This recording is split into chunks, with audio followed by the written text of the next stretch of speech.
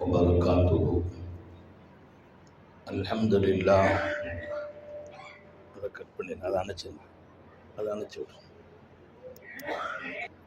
نحمده ونستعينه ونستغفره ونؤمن به ونتوكل عليه.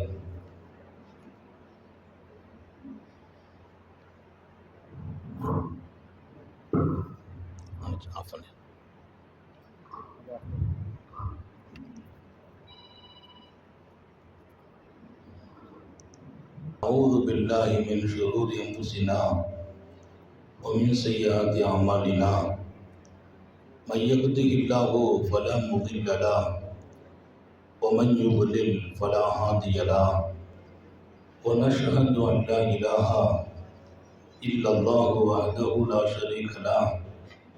ونشهد أن سيدنا ونبينا ومولانا محمدا عبده ورسوله أرسله بالحق بشيرا ونذيرا وداعيا إلى الله بإذنه وسراجا منيرا.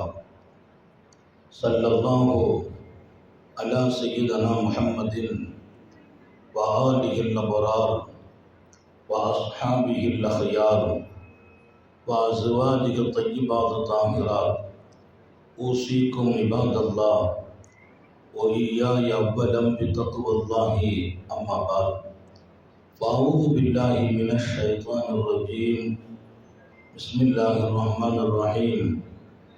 الله يجتبي إليه من يشاء ويهدي إليه من ينيب.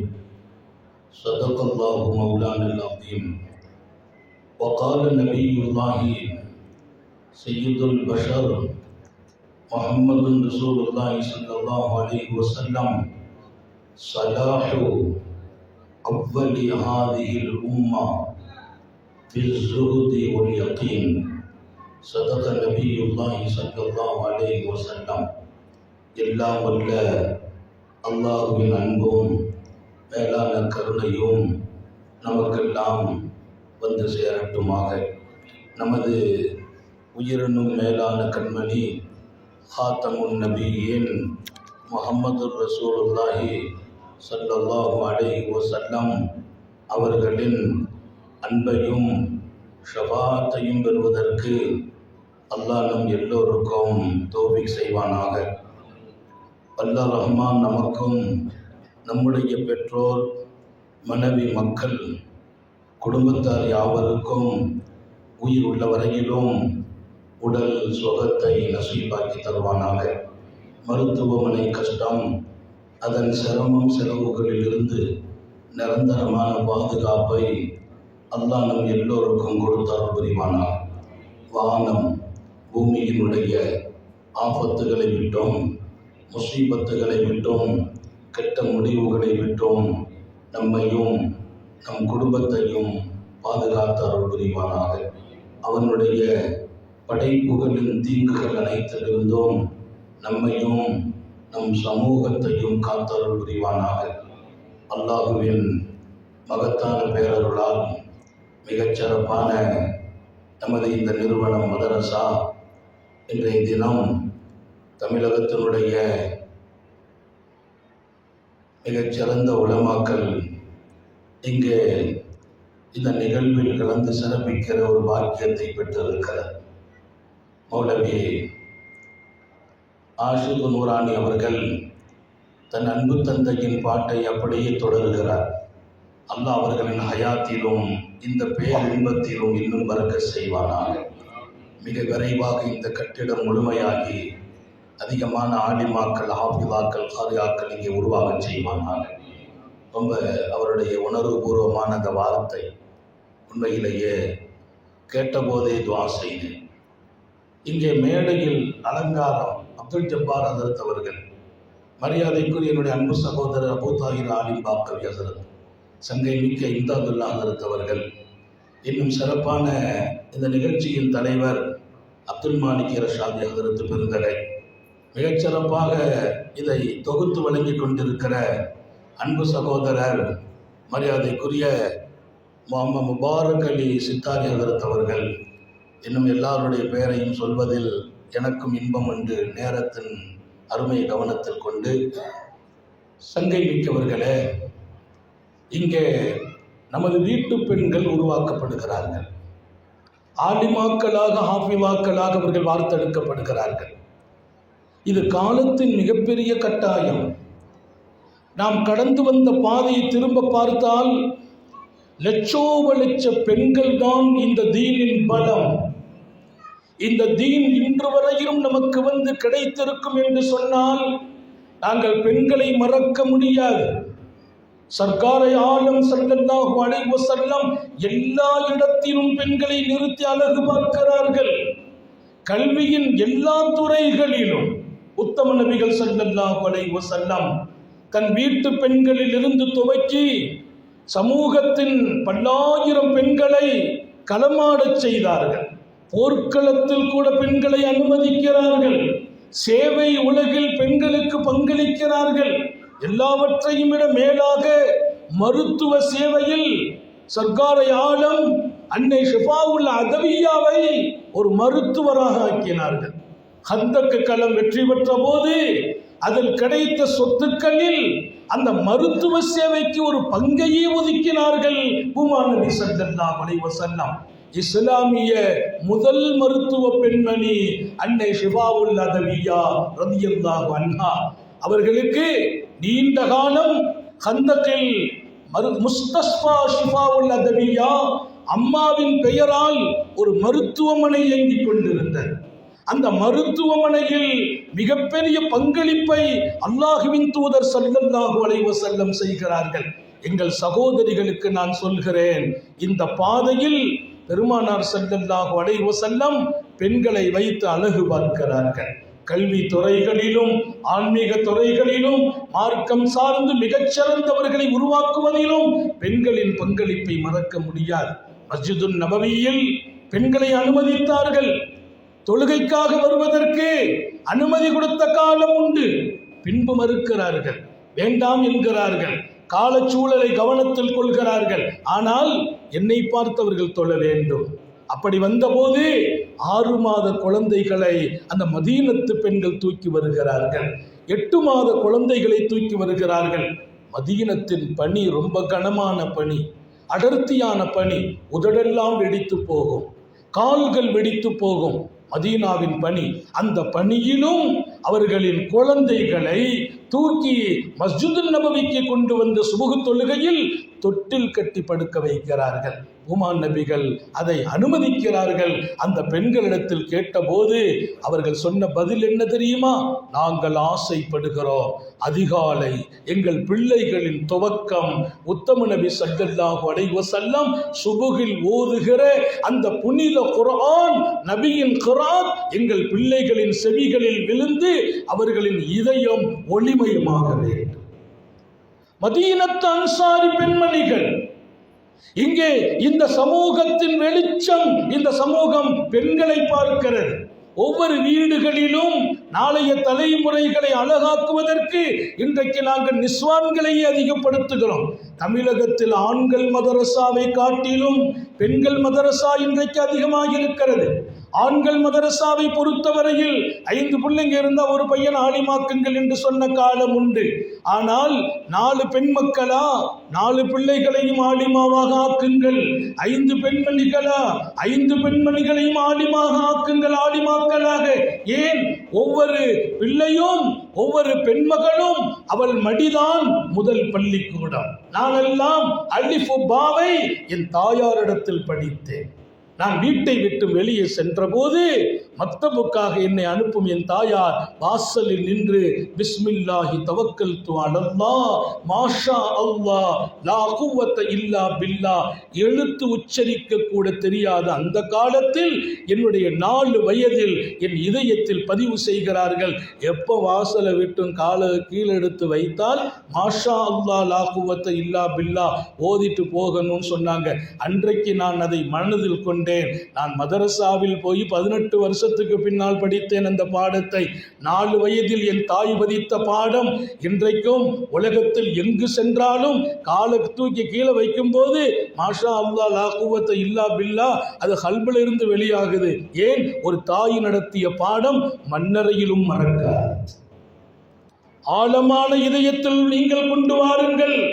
வீட்டில் இருக்கிற ஒவ்வொரு பெண்களும் அல்லாஹ்வுடையவர்களாக ஆக வேண்டும், ரசூலுடையவர்களாக ஆக வேண்டும். அவர்களை கொண்டுதான் இந்த ஷரியத். அனாதையாக பிறக்கிறார் இமாம் ஷாஃபி, அனாதையாக வாழ்கிறார் இமாம் அஹ்மத் இப்னு ஹம்பல். திறந்து பாருங்கள், இந்த சமூகத்தை ஒளிமயமான வாழ்க்கையில் கொண்டு நிறுத்திய சட்டமேதைகளின் வாழ்க்கையை.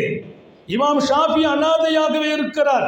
2 வயதில் அவர்களின் தாயார் அவர்களை தூக்கி சுமக்கிறார்கள். தந்தை மரணித்து போனார். இமாம் ஷாஃபியை மக்கமா நகரம் கொண்டு வந்து ஓத வைக்கிறார்கள். அவங்க சொன்ன வார்த்தை, இன்னி ஜஅல்துக இமாமா, உலகம் போற்றும் இமாமாக உன்னை ஆக்குவேன். இன்றைக்கு நீங்கள் மிஸ்ர் சென்றால் முஸ்தஷ்பா ஷாஃபி, மஸ்ஜிதே ஷாஃபி, அரசினுடைய மிகப்பெரிய அலுவலகங்கள் எல்லாம் இமாம் ஷாஃபி என்ற பெயரால் இயங்கிக் கொண்டிருக்கும்.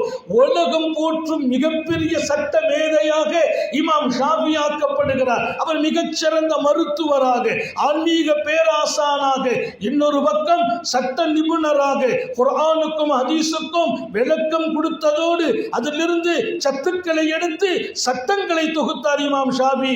எங்கே உருவாக்குறார்? தன் அன்பு தாயாரால், அவங்க அம்மாவுடைய பாசறையில் தான் 6 வயதில் திருக்குர்ஆனை மனனம் செய்து முடிக்கிறார்கள் இமாம் ஷாஃபி. அஹ்மத் பின் ஹம்பல் சொன்னார், என் தாயார் என்னை 4 மணிக்கு எழுப்புவார்கள். அவர்கள் நின்று தஹஜ்ஜத் தொழுவார்கள். பக்கத்தில் என்னை நிறுத்தி தொலை வைத்து அழகு பார்ப்பார்கள். சுபுகு பாங்கு மஸ்ஜிதில் சொன்ன போது என்னை கையை பிடிச்சு கூட்டு வருவாங்க. பள்ளிவாசலுக்குள்ள கொண்டு என்னை அனுப்பிட்டு இருட்டில் நின்றுக்கிடுவாங்க. மகனே, தொழுது முடிச்சுட்டா இமாம் சலாம் கொடுத்த போது நீ அங்கே உட்காரக்கூடாது, எஞ்சி வந்துடணும்பாங்க. எனக்கு அதுக்கு பொருள் தெரியாது.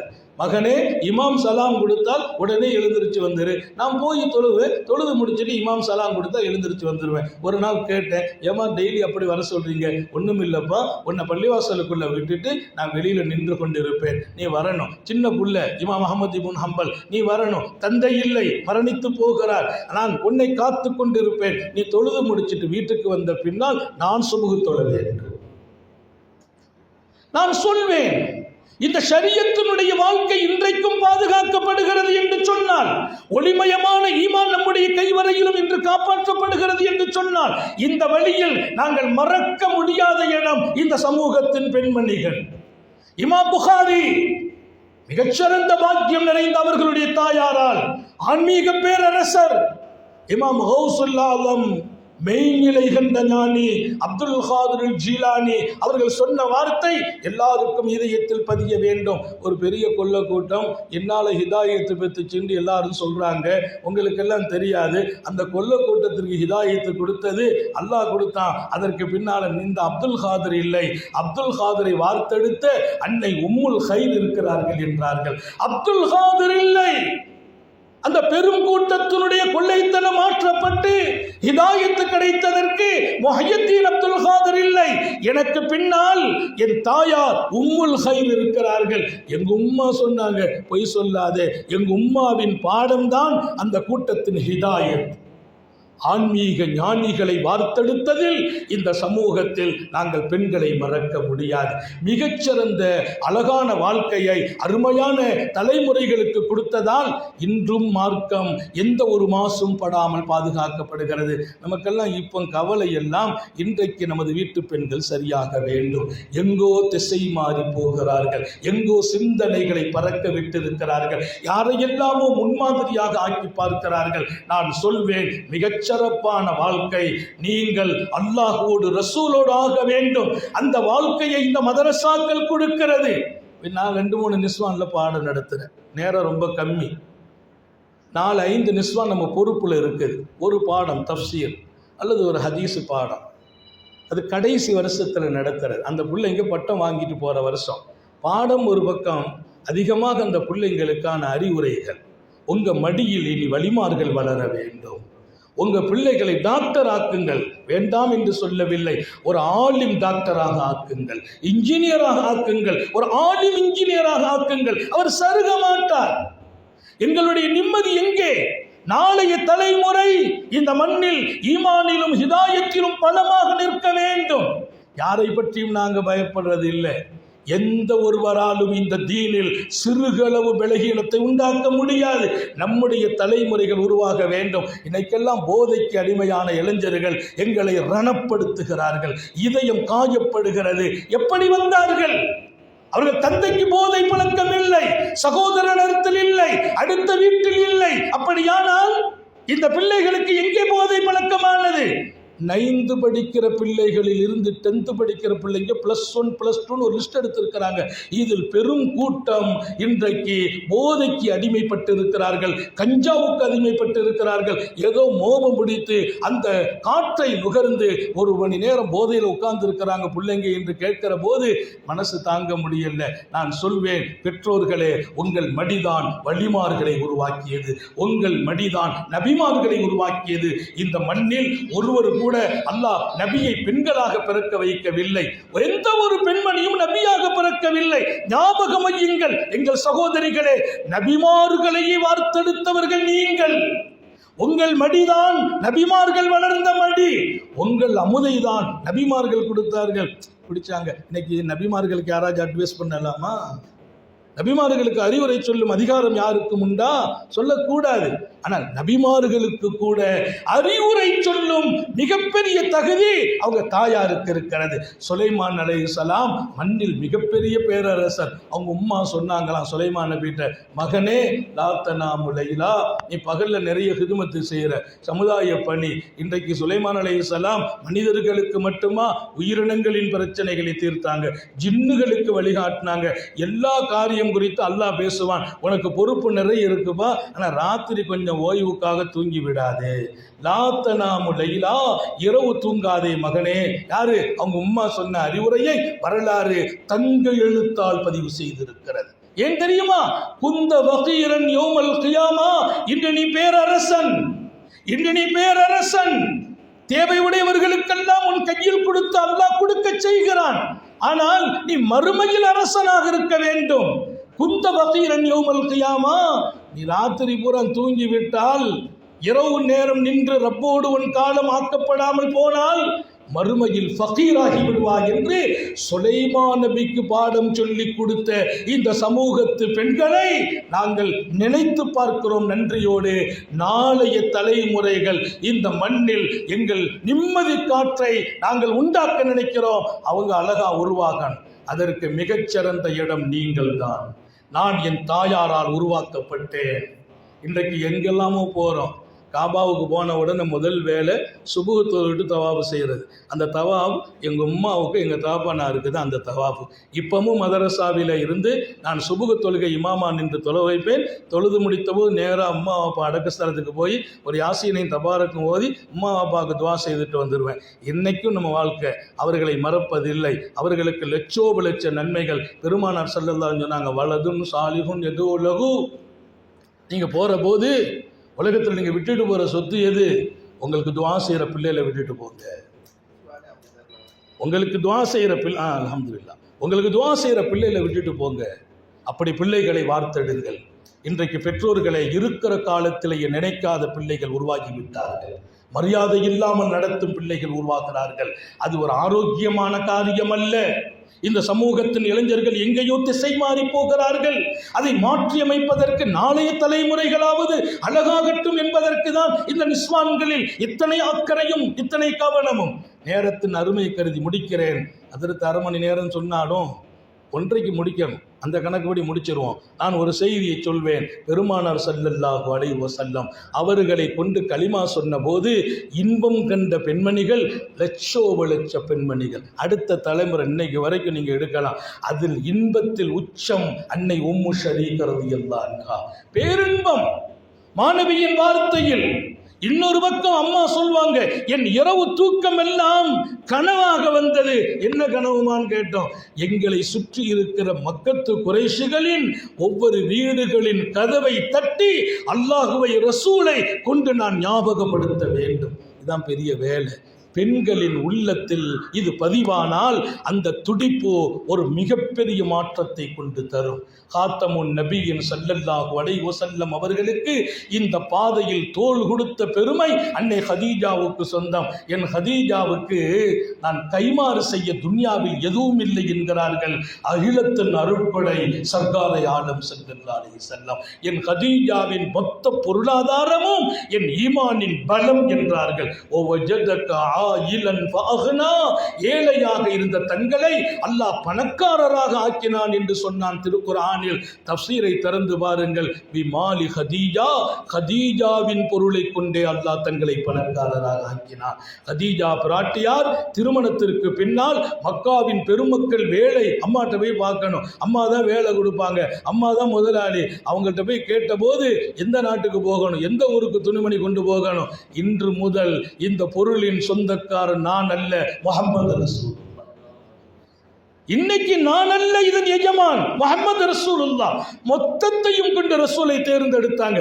இந்த தீன் ஒளிமயமான இடம் அன்னை ஹதீஜாவை காலத்திற்கும் இந்த நாடும் சமூகமும் மறக்காது, ஈமானிய உலகம் மறக்காது.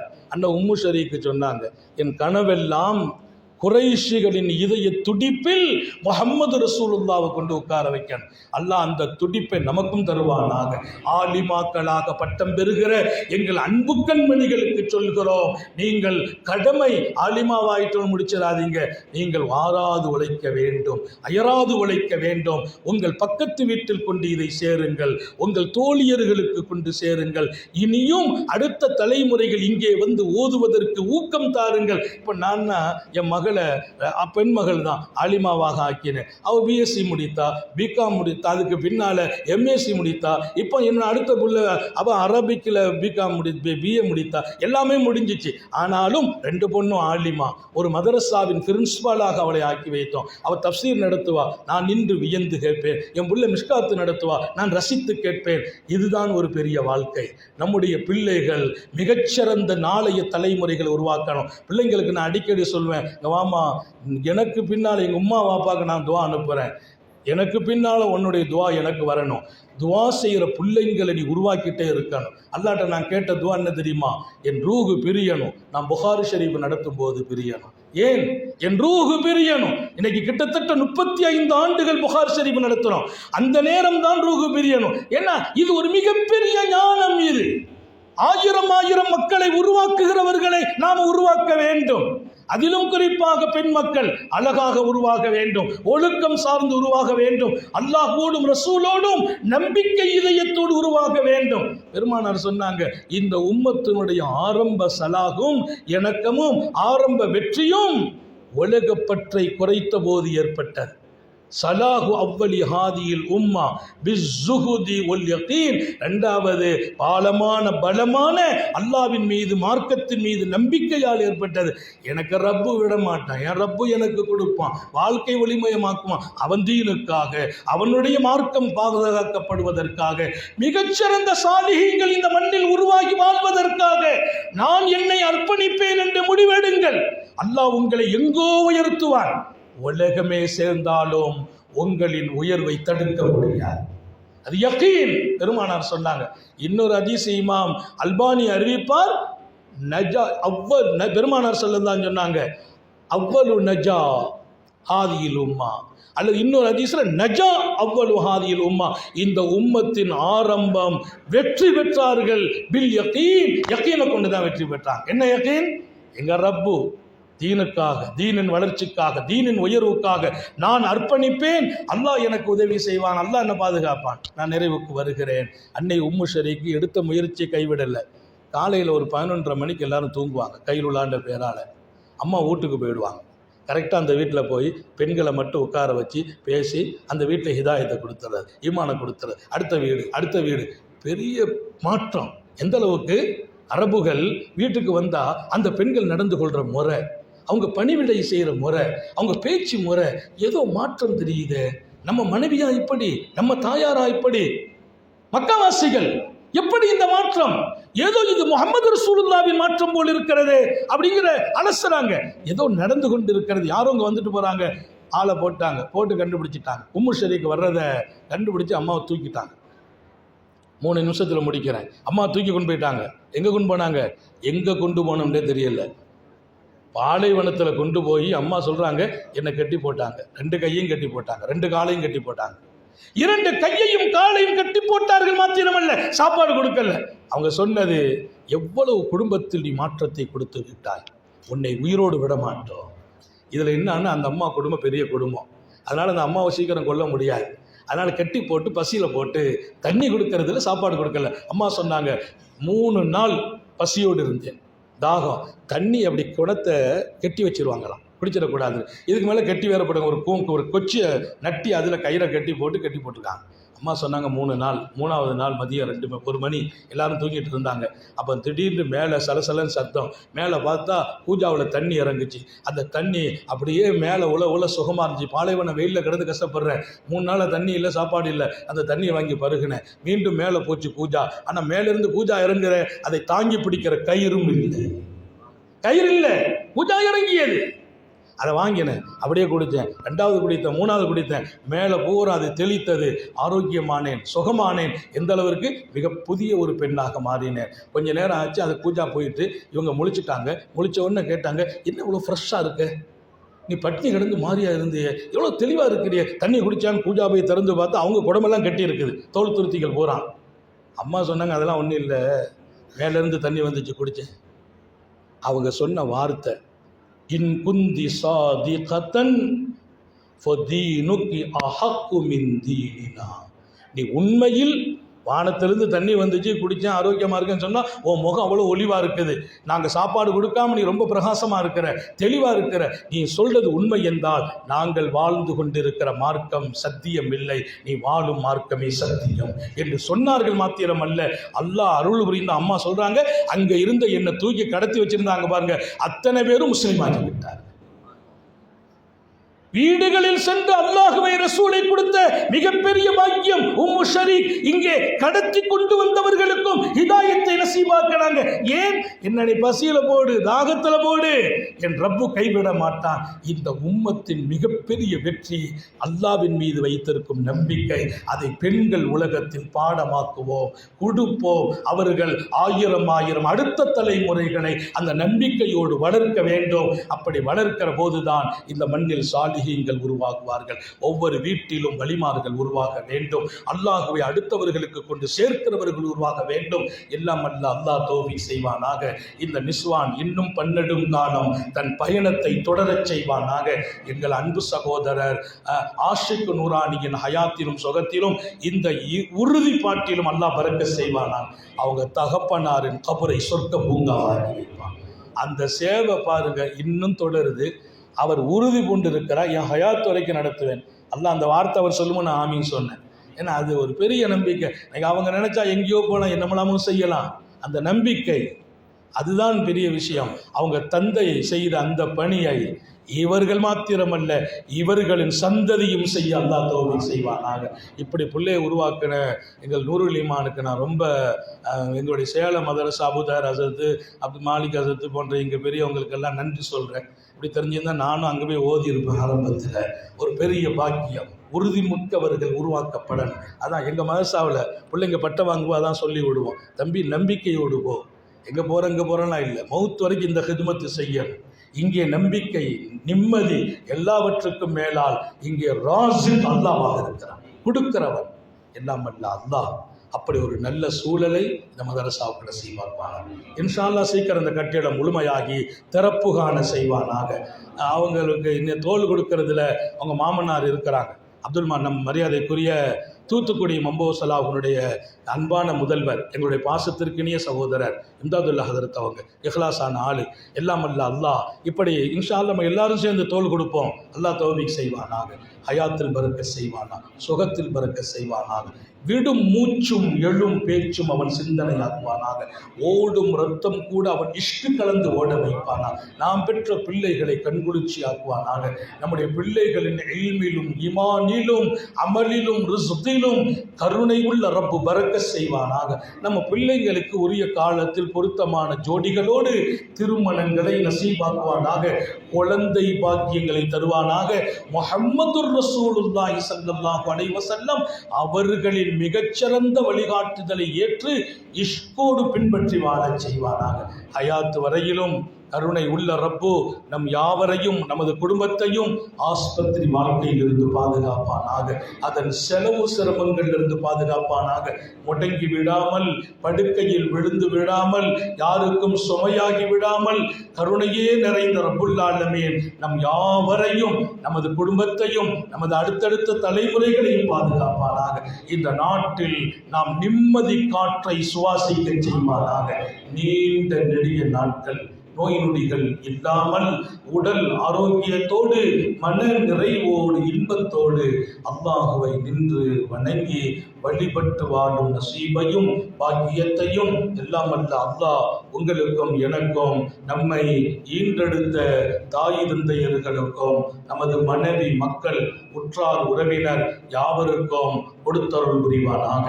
நமது உயிரினும் மேலான கண்மணி ஹாத்தமுன் நபியின் முஹம்மதுர் ரசூலுல்லாஹி ஸல்லல்லாஹு அலைஹி வஸல்லம் அவர்களை கனவிலும் நனவிலும் கண்டுகளிக்கும் பெரும் பாக்கியத்தை அல்லாஹ் நம் எல்லோருக்கும் கொடுத்தருள் புரிவானாக என்ற நல்ல துஆக்களோடு உங்கள் எல்லோருடைய துஆவை ஆதரவைத்து நான் கொஞ்சம் சுருக்கி முடிக்கணும்னு நினைத்த போதிலும் மௌலானா முபாரக் அலி ஹதரத் அவங்க சொன்ன மாதிரி 1/2 மணி நேரம் என்று சொன்னது அதுதான் அல்லாஹ் கபூல் செய்து விட்டான்.